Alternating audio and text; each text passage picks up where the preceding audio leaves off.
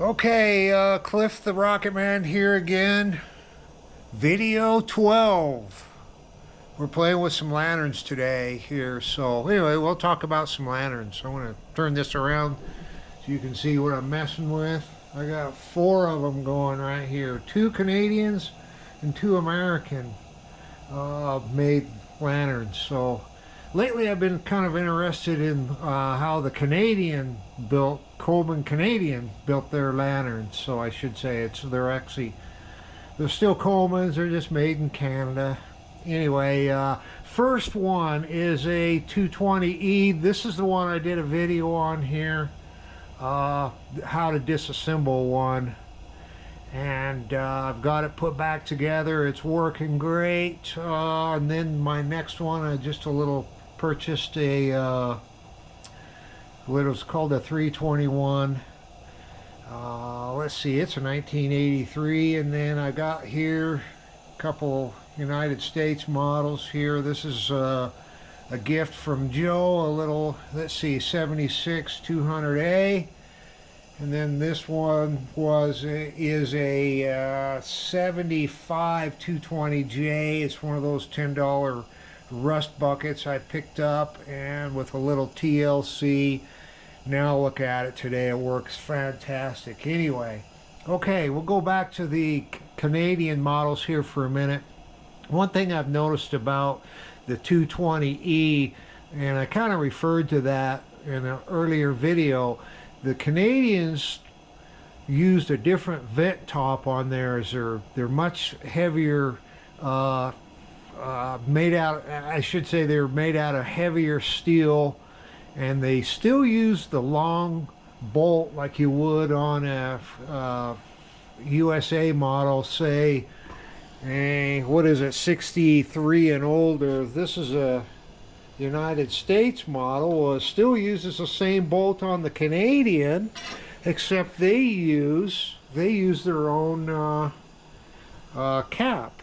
I'm wondering if the Canadians come up with it first and then they adapted it over to the newer cap in 64 up on the USA models. I don't know. Maybe somebody could clue me in on that. Another little piece of information, I was looking in the Coleman book.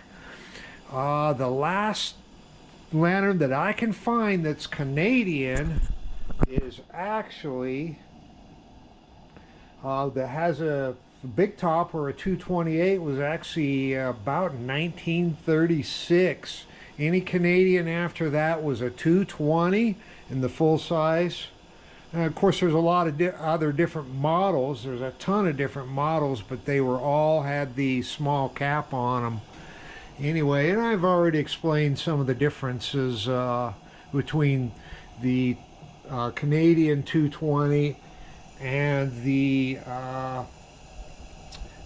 USA 220. Anyway, okay, the little 321 definitely uses, they do not, in the 321s, they do not share a generator with the 200As. I found that out today. This is supposedly mint. I bought, and it was not mint, but that's all right. Got it for a fair price. Took an hour or so to disassemble it and clean it up.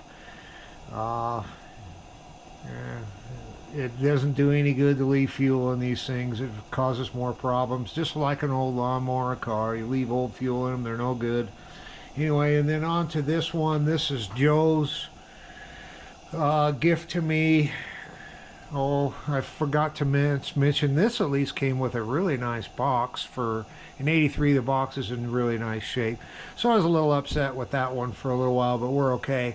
And back to the little 200A. This somebody just built an absolute beautiful little box for it. I'm not a woodworking type of guy, so you know, if I would probably never do anything like that. I didn't even do anything to the box. As a matter of fact, it did very little to the lantern other than put a decal on it. And this one here, I'll talk about this. Maybe this will help somebody out. A lot of these, and I've done this, I did the same thing on this little Canadian 220E over here, is the cages tend to get real rusty, or and maybe it's the soot from the fuel, I don't know. But anyway, they generally, after a few years of sitting around, they look pretty bad. What I found that works really good with these. Oh, I got my cat over here talking to me. Hey, cat, what's up, girl? Anyway, back to this. I found something that cleans these cages up really good. It's citric acid. And apparently, it's I just go to a hardware store and dump a couple tablespoons in a gallon of water and let this soak for 2 or 3 hours and scrub them up, and they turn out really good. The vinegar, I found it does a good job, but it turns the coating or the plating black if you're not real careful with them. So, and I don't want to replate them. I just want to get the old rust and soot off them. It did a fantastic job. A little, but fair warning, they are. It's a little more intense, so you got to scrub them a lot more with the citric acid, but in the long run you still have a really good coating. The rest of them, like I say, this E, I did that too also.